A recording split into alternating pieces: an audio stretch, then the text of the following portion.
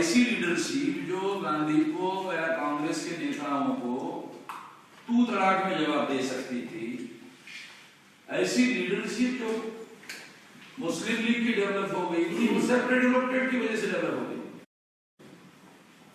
आप लोग सुनकर ये भी हैरान हो जाओगे कि आजादी मिलने के बाद भी मुसलमानों को सेपरेट इलेक्टेड इंडिया में लागू।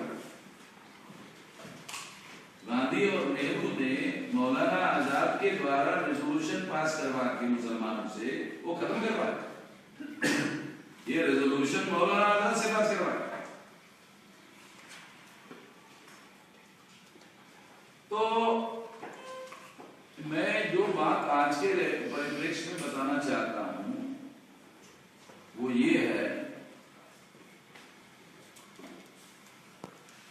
कि 26 जनवरी 1950 को जब संविधान लागू हुआ, संविधान के आधार पर चुनाव घोषित हुआ।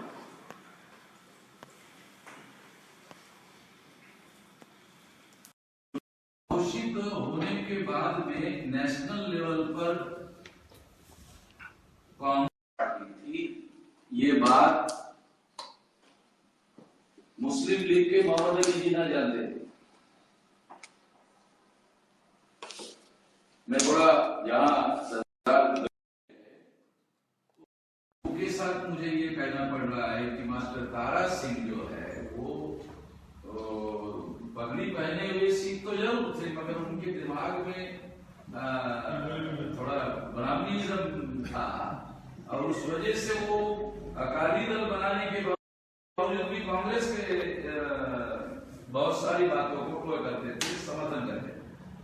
और ये भी एक बहुत बड़ी धोखेबाजी की बात है जो सिखों के साथ में धोखा हुआ। सिखों को भी इसके बारे में सोचना चाहिए, विचार करना चाहिए। ये बात में पंजाब में जाकर भी और अमेरिका में जाकर बहुत अच्छी बात है, मुझे पता है। तो कीपिंग इन माइंड केवल पता होने से ही काम नहीं चलता है। वर्तमान में सबक लेकर आगे बढ़ने के लिए जब फैसले लिए जाते हैं तो ये बात भविष्य के लिए ध्यान रखना चाहिए। भविष्य में कोई गलती ना हो, ये बात ध्यान में रख के काम होना चाहिए। तो पहला जो चुनाव हुआ उसमें नेशनल लेवल की अकेली पार्टी थी कांग्रेस ब्राह्मणों की। जब वो 1885 को बनाई गई थी तो ये चटर्जी, मुखर्जी, बैनर्जी, गोखले, तिलक, आगरकर ब्राह्मणों ने नेशनल कांग्रेस बनाई। एक भी आदमी गैर ब्राह्मण उसमें नहीं था। गांधी जी तो भारत में ही नहीं थे करो भाई। 1885 को गांधी जी भारत में ही नहीं थे, तो साउथ अफ्रीका में वकालत कर रहे थे। जब देश में इधर आजादी का आंदोलन चल रहा था तो वो यहाँ भारत में थे। 1914 को साउथ अफ्रीका से भारत में आए, वो भी स्वेच्छा से नहीं आए। उनके साथ जो बुरा व्यवहार हुआ साउथ अफ्रीका में, उसकी वजह से आए। मैं जो आप लोगों को खास बात बताने के लिए उदाहरण दे रहा हूँ कि उस समय एक पार्टी थी नेशनल कांग्रेस ब्राह्मणों की। इस पार्टी में ज्योतिराव फुले को लाने की कोशिश हुई। उन्होंने कहा कि ब्राह्मणों की पार्टी इसमें नहीं जाएगी। शाहू महाराज के पास में बाल गंगाधर तिलक जो कांग्रेस के उस समय सबसे बड़े नेता थे, उनके बाद में बाल गंगाधर तिलक के बाद में लाला लजपत राय का और बिपिन चंद्र पाल जो बंगाल के थे उनका नंबर आता था। पहले नंबर के नेता तो बाल गंगाधर तिलक ब्राह्मण थे पुनः।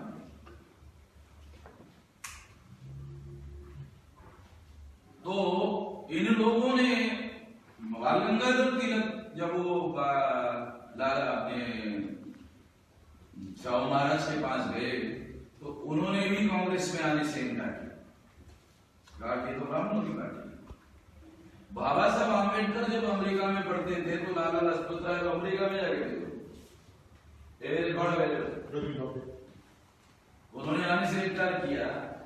जब वो बॉम्बे पहुंचे ये सारी डिग्रियां लेकर, दोबारा गए उनके पास तो उन्होंने कहा कि नहीं, कांग्रेस का सिद्धांत मुझे मंजूर नहीं। कांग्रेस इस सिद्धांत का प्रचार करती है कि अंग्रेजों ने भारत और भारतीय लोगों को गुलाम बनाया। ये सिद्धांत मुझे मंजूर नहीं। अंग्रेज आने के पहले ब्राह्मणों में वर्ण व्यवस्था जाति व्यवस्था, अस्पृश्यता, आदिवासियों का सेग्रीगेशन, महिलाओं की दास्ता, ये तो सब अंग्रेजों के आने के पहले ब्राह्मणों ने बनाई।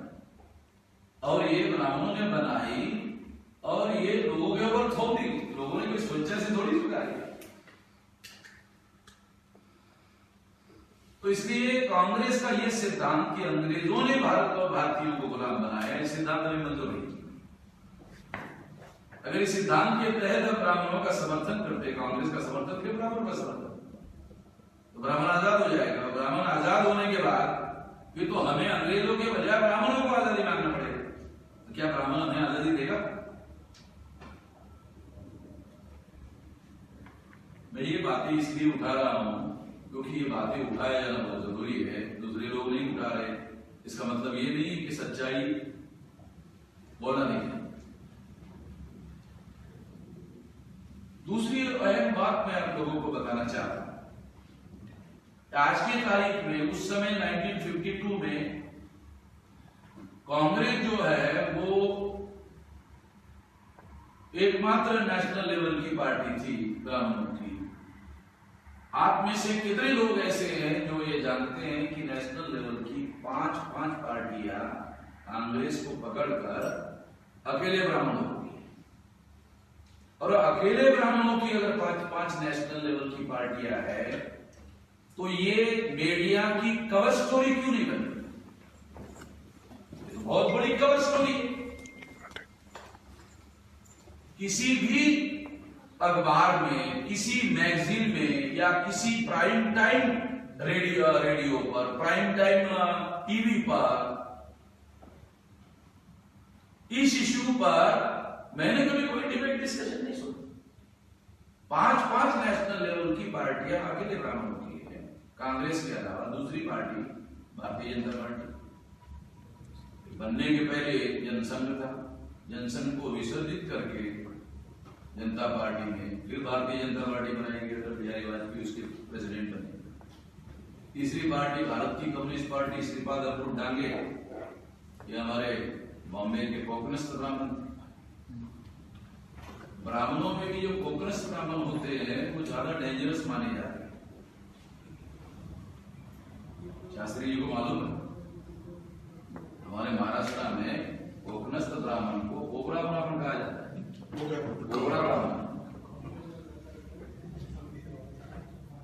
ब्राह्मणों की बहुत सारी शाखाएं हैं, मगर उसमें कोकनस्थ ब्राह्मण को कोकड़ा ब्राह्मण कहा जाता है। ये तीसरी नेशनल लेवल की पार्टी है 6 तारीख में इलेक्शन कमीशन के द्वारा, काल्पनिक बातें नहीं बता रहा। चौथी नेशनल लेवल की पार्टी मार्क्सवादी कम्युनिस्ट पार्टी, जिसका केरला में, त्रिपुरा में और बंगाल में बकायदा राज रह चुका है, और अभी भी केरला में उन पार्टी का गवर्नमेंट है। पिनराई विजयन उसका मुख्यमंत्री है केरला।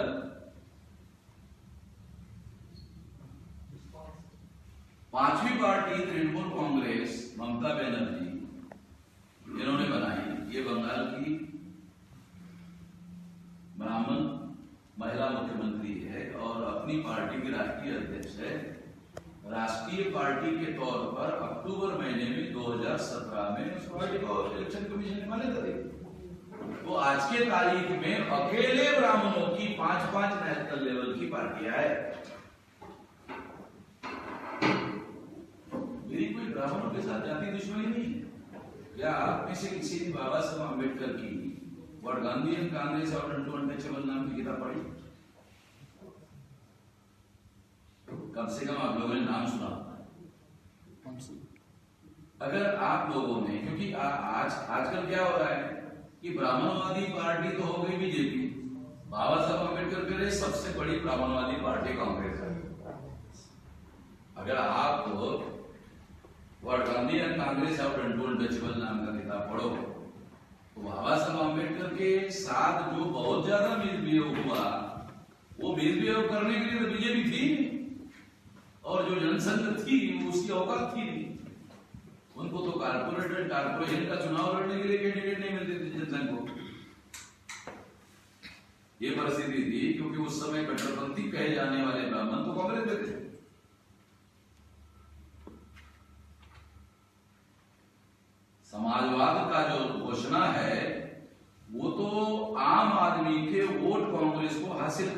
स्लोगन था, जिससे ब्राह्मणों का जो ब्राह्मणवाद है उसको पर्दे के नीचे छुपा कर रखा जा सकता था और छुपाकर लोगों के वोट हासिल किए जा सकते थे। दांव-पेच का हिस्सा था।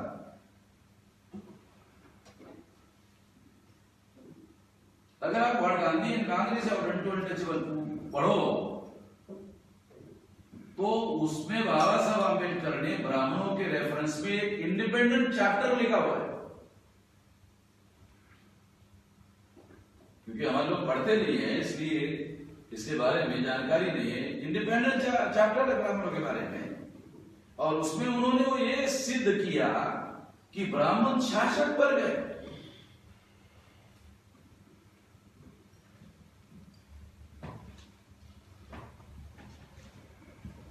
(37) का प्रोविंशियल गवर्नमेंट का चुनाव हुआ था 1935 में, जो सेकंड इंडिया एक्ट अंग्रेजों ने बनाया था। उस समय जितने राज्यों में बहुमत कांग्रेस को मिला, सारे राज्यों के मुख्यमंत्री ब्राह्मण थे। गांधी जी को ऐसा मालूम था, ये आरोप मेरे ऊपर नहीं आना चाहिए कि बनिया ने ब्राह्मणों को मुख्यमंत्री सारे राज्यों का बनाया, इसलिए चुनाव होने के पहले गौतम जी इस्तीफा दिया गांधी जी ने कांग्रेस पार्टी को। वही पता है, प्राइमरी मेंबरशिप का गांधी जी ने इस्तीफा दिया है। ये बात अलग है कि कांग्रेस वर्किंग कमेटी की मीटिंग गांधी जी की अध्यक्षता के बगैर होती नहीं थी, मगर गांधी जी कांग्रेस पार्टी के प्राइमरी मेंबर नहीं थे।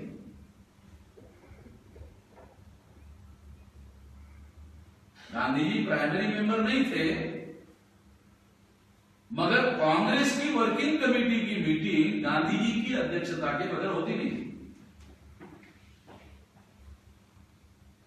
इस्तीफा इसलिए दिया गांधी जी ने क्योंकि अगर मुख्यमंत्री सारे के सारे अगर ब्राह्मण बन जाते हैं तो ब्लेम जो है गांधी जी के ऊपर आ जाएगा। अगर अभी भी एक ब्लेम दे दिया गया तो गांधी जी को जवाब देने के लिए मैं तो प्राइमरी मेंबर भी हूं, मेरे पास तो फैसला लेने का कोई अधिकार तो है। ये तो कांग्रेस वर्किंग कमेटी का मामला है। ये तो जो धूर्तता है, धूर्तता वाली बातें थी, चालाकी की बातें थी।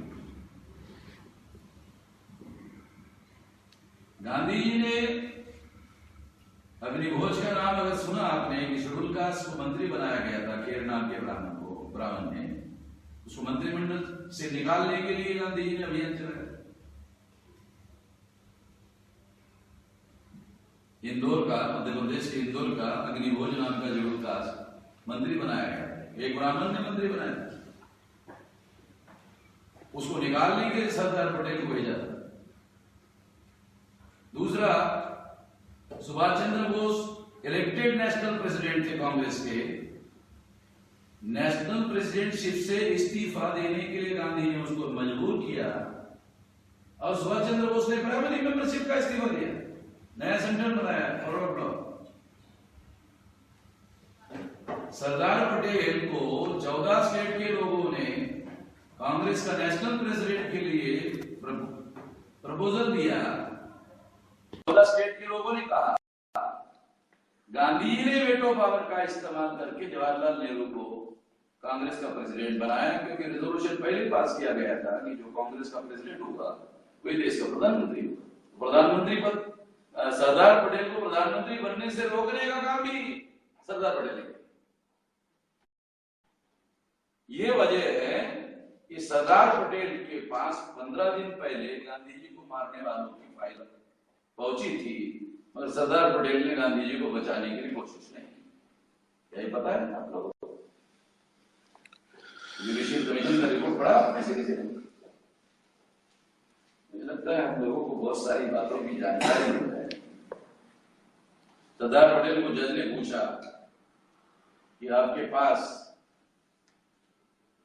गांधी जी को मारने वाले लोगों की खुफिया रिपोर्ट 15 दिन पहले पहुंची थी, क्या ये बात सही है? सही। सरदार पटेल ने जुडिशियल इंक्वायरी में कहा, क्या ये बात सही है?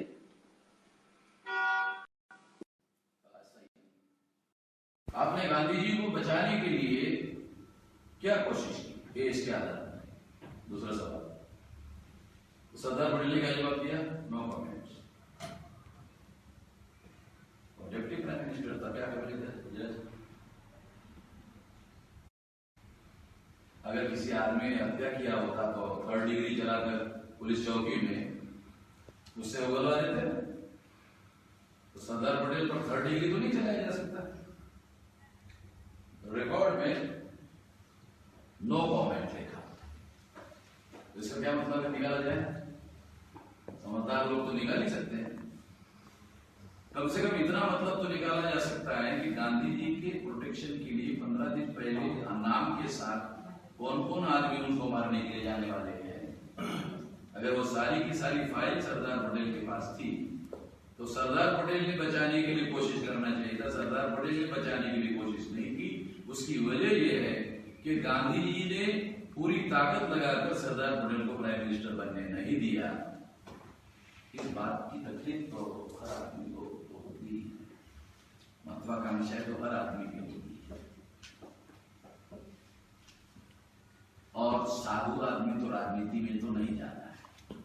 2 चीजें हैं, तो साधु बनना है तो आदमी राजनीति में नहीं जा सकता, और जो आदमी राजनीतिक हो वो साधु नहीं हो सकता। साधु होने का पाखंड गांधी जी की तरह जरूर किया जा सकता है।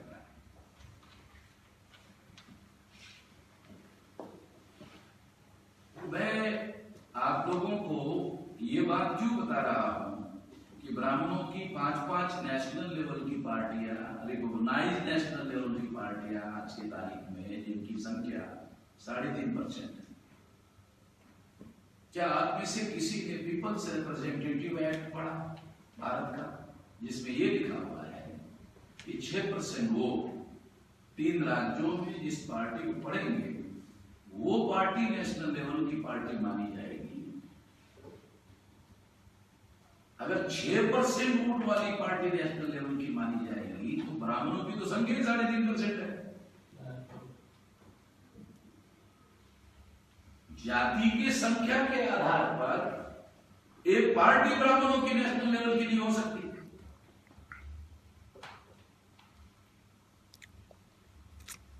छह % संख्या है ठाकुर क्षत्रियों, उसकी नेशनल लेवल पर भी और स्टेट लेवल पर भी कोई पार्टी नहीं। वैश्य लोगों की भी सारे देश भर में एक भी पार्टी नहीं है। कल केजरीवाल की पार्टी बनी है तो हरियाणा का लाला केजरीवाल उसको कहा जा सकता है। केजरीवाल वो वर्णा सिस्टम में तीसरे वर्ण का आदमी माना जा सकता है। यही वजह है कि आम आदमी पार्टी ने जितने लोगों ने विद्रोह किया उसके खिलाफ में वो सारे ब्राह्मण, विश्वास भी ब्राह्मण है, मिश्रा भी ब्राह्मण है, जो हंगामा कर रहे हैं उसके खिलाफ में। तो आम आदमी पार्टी में ब्राह्मण विरुद्ध गैर ब्राह्मण की लड़ाई चल रही है। अगर हम इसका विश्लेषण करने की कोशिश करें तो ये दिखाई देता है। तो 5-5 नेशनल लेवल की पार्टियां बन नहीं सकती। अगर बन गई तो कानून और संविधान के विरोध में जाकर बनी, ऐसा कंक्लूजन किया जा सकता है। आप बोलेंगे ये केवल अनुमान के आधार पर आप निकाल रहे हैं, कोई सबूत है इसके संबंधित? चलो एक सबूत भी आप लोगों को बता दें। ढेरों सबूत बताए जा सकते, मैंने ये बता 1952 के चुनाव में बाबा साहब अम्बेडकर बॉम्बे से चुनाव लड़ रहे थे लोकसभा, और बाबा साहब अम्बेडकर के विरोध में चुनाव लड़ने के लिए कोई आदमी मिल नहीं रहा। तो उनके ही संगठन का 1924 को वैश्विक हितकारी सभा नाम का एक संगठन बाबा साहब अम्बेडकर ने बनाया। तो उस संगठन का जनरल सेक्रेटरी थे काजोलकर।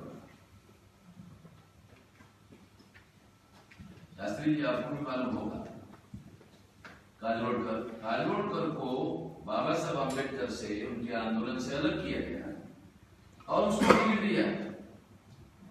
जब टिकट दिया गया तो उन्होंने नेहरू को कहा कि मेरे पास तो चुनाव लड़ने के लिए पैसा नहीं है, सारी चिंता मत करो, दिल्ली से पैसा देता हूं।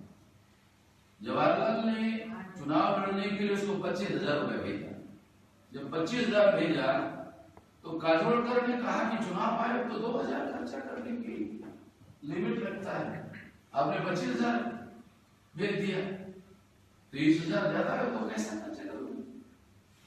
तो नेहरू ने उसको डांटा कि क्या तुम ये समझते हो कि डॉक्टर अम्बेडकर जैसे महान आदमी को 2,000 रुपये हर होगा?